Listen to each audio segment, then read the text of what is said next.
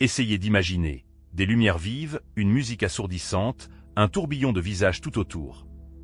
Tout le monde danse, rit, discute, et vous êtes là, comme invisible, et vous vous sentez infiniment seul dans cette foule grouillante. Vous essayez de franchir cette barrière invisible, de parler à quelqu'un, mais en vain. Connaissez-vous ce sentiment? Vous êtes-vous déjà senti seul, même entouré de gens? La salle est todo. Elle peut être oppressante, comme une pierre sur le cœur. Et s'il ne s'agissait pas d'un poids, mais d'une boussole? Un signe qui indique un chemin spécial réservé à vous seul? Il ne s'agit pas d'une simple réticence ou d'une timidité. C'est un appel, un murmure de l'univers lui-même, qui parle d'une grande mission. Ce chemin n'est pas pour tout le monde, vous devrez l'emprunter seul. Votre énergie, la profondeur de votre esprit est un phare que beaucoup ne peuvent pas comprendre. Mais ce n'est pas un inconvénient, c'est un privilège. Après tout, la lumière vive aveugle souvent, révélant la vérité que beaucoup préfèrent ignorer. Dans cette vidéo, nous allons lever le voile sur le mystère de la solitude de personnes spéciales, les élus. Ceux qui, peut-être comme vous, se sentent souvent incompris. Il ne s'agit pas d'un manque d'amour, mais d'un besoin de solitude pour une croissance intérieure profonde, pour une unité avec quelque chose de plus grand. Votre solitude est un temps de guérison, d'apprentissage de vous-même, de préparation à quelque chose de grand. Si vous avez l'impression d'être étranger au monde, de ne pas être à votre place, cette vidéo est pour vous. Nous allons analyser cette raisons pour lesquelles c'est le cas et comprendre comment c'est la vous facon en tant que personne. C'est l'occasion de devenir celui ou celle que vous êtes censé être et de réaliser votre objectif. À propos, pour tous ceux que ce sujet intéresse, nous avons un canal Telegram où nous discutons de ce genre de choses avec des personnes partageant les mêmes idées. Vous trouverez le lien dans la description de la vidéo. Bienvenue à tous. Nous accueillons toujours de nouveaux participants. Et maintenant, poursuivons notre histoire. La première, et peut-être l'une des principales raisons de la solitude des élus, est le manque de soutien. La profondeur spirituelle et émotionnelle de ces personnes est incompréhensible pour la plupart. Leur monde intérieur, plein de sagesse et d'intuition, les rend spéciales, mais incomprises aux yeux des autres. Elles sont prêtes à inspirer et à soutenir, mais elles sont souvent elles-mêmes confrontées à l'incompréhension. Les élus ont un besoin vital d'un travail intérieur profond pour y puiser force et motivation. Hélas, peu de gens sont capables de leur apporter le soutien et la compréhension dont ils ont besoin. Leurs capacités uniques requièrent une approche particulière qui fait si souvent défaut à leur entourage. D'où le sentiment d'isolement, malgré la réussite extérieure. Ils peuvent être entourés d'une foule, mais ils resteront seuls au fond d'eux-mêmes, car ils ne reçoivent pas le soutien profond qu'ils s'accordent généreusement à eux-mêmes. Paradoxalement, plus les élus aident les autres, plus ils ressentent le manque de soutien. Leur force intérieure et leur capacité d'inspiration sont considérées comme allant de soi, ce qui accroît leur sentiment de solitude. C'est pourquoi les élus apprennent à compter sur eux-mêmes et à rechercher des âmes sœurs capables de les comprendre. Le fait de trouver des personnes partageant les mêmes idées et des alliés spirituels les aide à faire face à l'isolement. Les élus savent que le véritable soutien ne peut venir que de ceux qui peuvent les comprendre en profondeur, partager leurs valeurs et leurs points de vue. Dans cette recherche, ils développent leur force intérieure et leur autosuffisance, en réalisant le caractère unique de leur chemin, reconnaissant que la compréhension et le soutien ne peuvent venir que de ceux qui sont également sur la voie de la croissance spirituelle. Les élus renforcent leur connexion avec eux-mêmes et avec l'univers, en puisant du réconfort dans leur propre sagesse. La deuxième raison de la solitude des élus est leur niveau d'exigence élevé. L'énergie et les vibrations élevées de ces personnes exigent de leurs partenaires qu'ils se conforment à leurs exigences. C'est la seule façon d'assurer l'harmonie dans les relations. Pour les élus, il ne s'agit pas seulement d'un désir, mais d'une nécessité vitale, garante de l'équilibre intérieur. Ils ne peuvent se satisfaire de relations superficielles avec ceux qui ne peuvent partager leur profondeur spirituelle et émotionnelle. Les élus recherchent l'authenticité là où il y a une compréhension et un soutien mutuel au niveau le plus profond. Les relations superficielles non seulement ne leur apportent pas de satisfaction, mais les amènent à se sentir insatisfaits, voire frustrés. En quête d'une véritable harmonie, les élus doivent faire preuve de patience et d'assiduité. Le chemin pour trouver l'âme sœur qui partage leurs croyances et leurs aspirations spirituelles peut être long et épineux. Pendant cette période d'attente, ils se concentrent sur leur développement personnel et leur amélioration, se préparant ainsi à une relation profonde et harmonieuse. Ils consacrent cette période à la découverte de soi, au travail personnel et au renforcement de leur lien avec le cosmos. Cette approche les rend plus conscients et prêts pour de vraies relations. La période de découverte de soi comprend la méditation, les exercices spirituels et l'autoréflexion.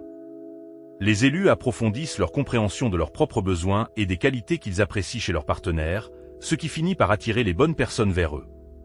Ils réalisent que pour atteindre l'harmonie extérieure dans une relation, il faut d'abord trouver l'harmonie intérieure. Les exigences élevées des élus les protègent des relations superficielles et insuffisamment sincères. Ils sont convaincus que la solitude est préférable à des relations malsaines ou destructrices qui pourraient entraver leur développement spirituel. Cela leur permet de conserver leur énergie pour des projets positifs et créatifs. Une troisième raison de la solitude des élus réside dans leur besoin de guérison intérieure. Le chemin de l'élu est souvent lié à des blessures profondes de l'âme qui viennent du passé, de l'enfance. Ces blessures se transforment en blocages qui empêchent de construire des relations étroites et de confiance. Les cicatrices émotionnelles, cachées au plus profond du subconscient, affectent la façon dont une personne perçoit le monde et se comporte avec les autres. Dans le processus d'éveil spirituel, les élus rencontrent des échos d'anciens traumatismes qui nécessitent une guérison. La résurgence des souvenirs peut être douloureuse, mais c'est une étape nécessaire sur le chemin de la croissance. Il est important de l'accepter et de vivre la douleur du passé afin de la libérer et d'aller de l'avant. Dans ce cas, la solitude n'est pas une malédiction, mais une opportunité. Une occasion d'introspection profonde, une occasion de transformer les vieilles blessures en une source de sagesse et de force.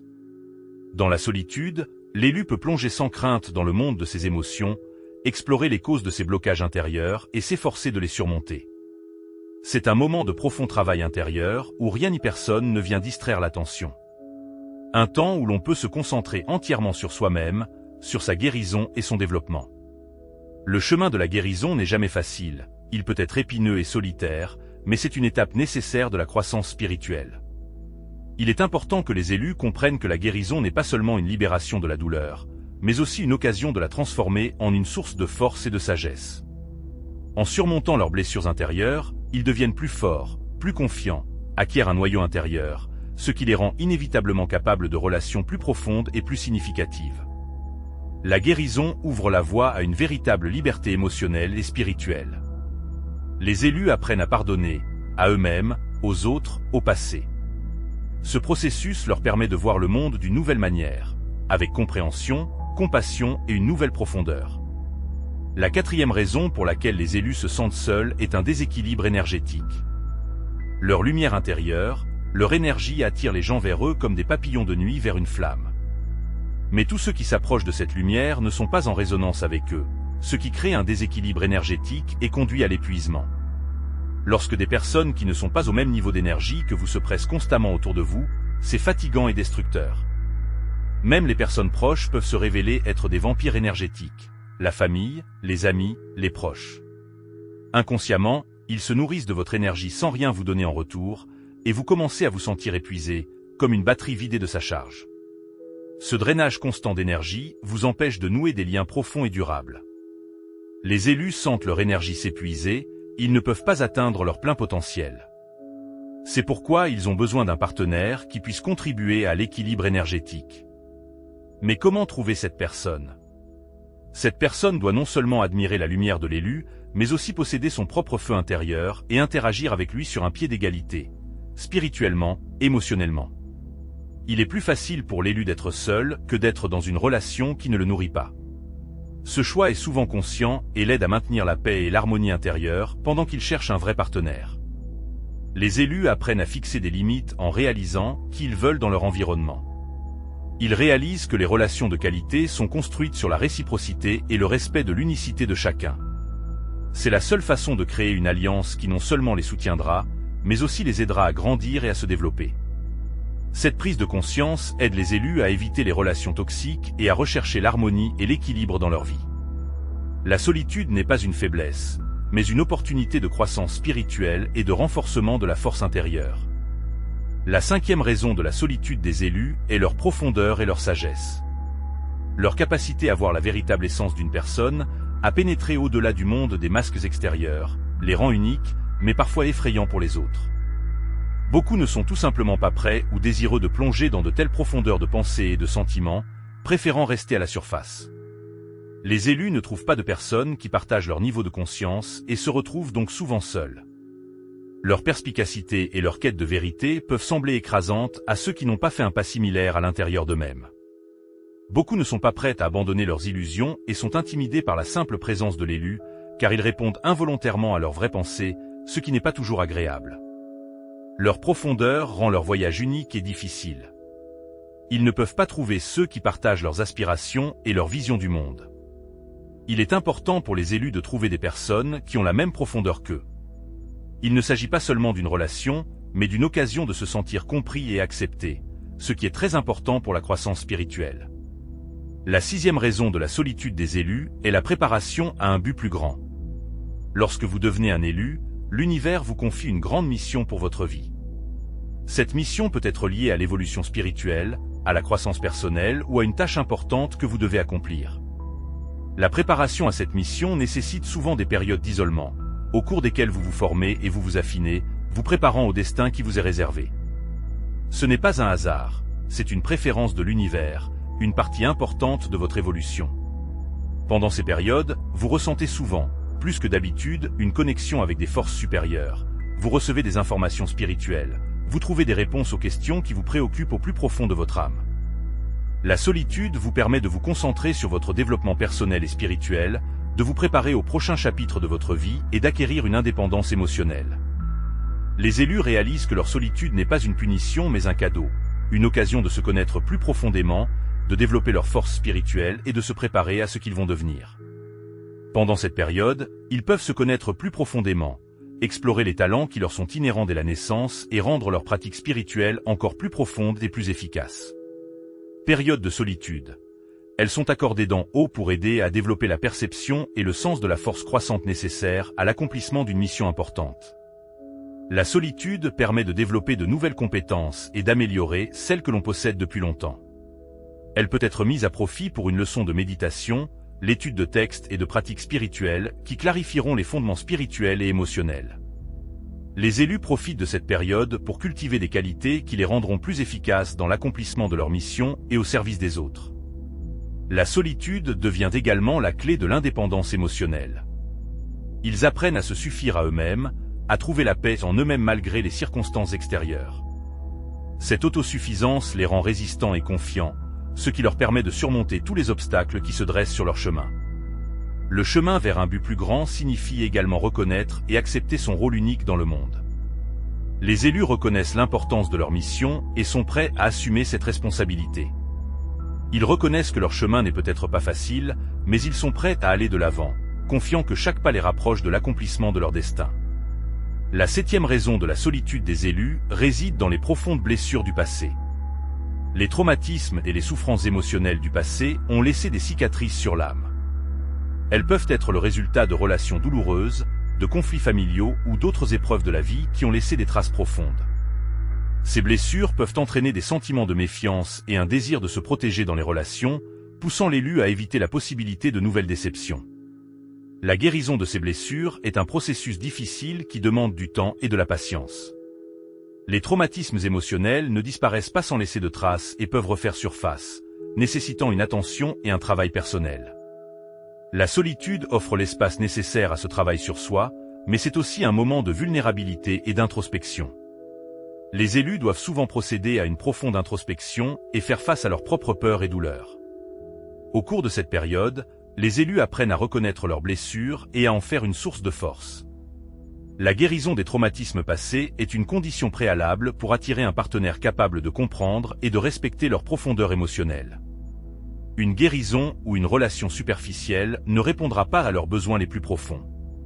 Les élus comprennent que la guérison ne se fait pas du jour au lendemain, mais qu'il s'agit d'un long voyage, parfois difficile, au plus profond d'eux-mêmes, vers la paix et l'harmonie intérieure. Ils réalisent que pour construire des relations saines, ils doivent d'abord rétablir leur équilibre mental. Ce processus implique le pardon, l'abandon du passé, l'acceptation de soi tel que l'on est. La solitude leur donne force et sagesse, les aidant à faire face aux défis de la vie et à rechercher la guérison. Il peut s'agir d'une période difficile, mais aussi d'une période de profonde découverte de soi et d'épanouissement personnel. Les élus apprennent à avoir confiance en eux, en leur force intérieure, ce qui les aide à attirer dans leur vie des personnes qui les comprennent et les soutiennent.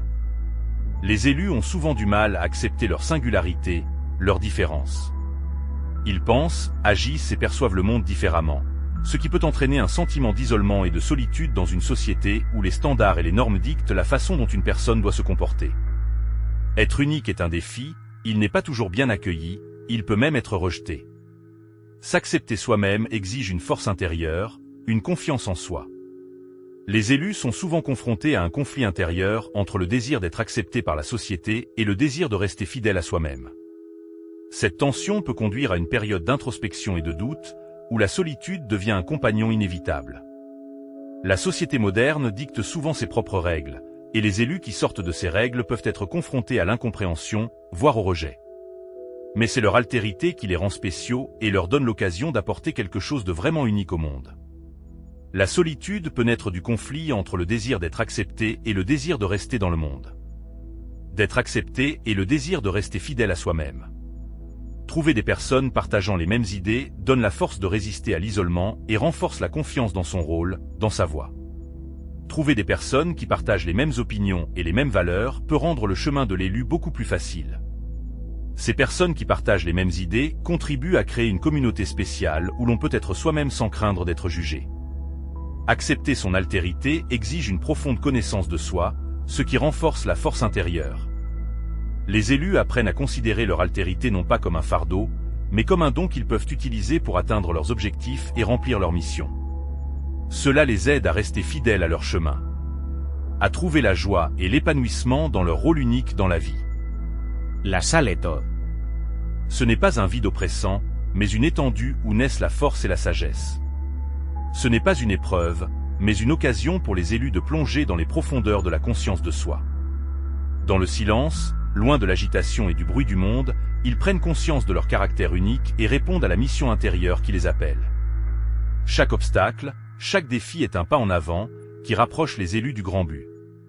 Ils apprennent à voir la lumière même dans les échecs sombres, à trouver la source de la force en eux-mêmes.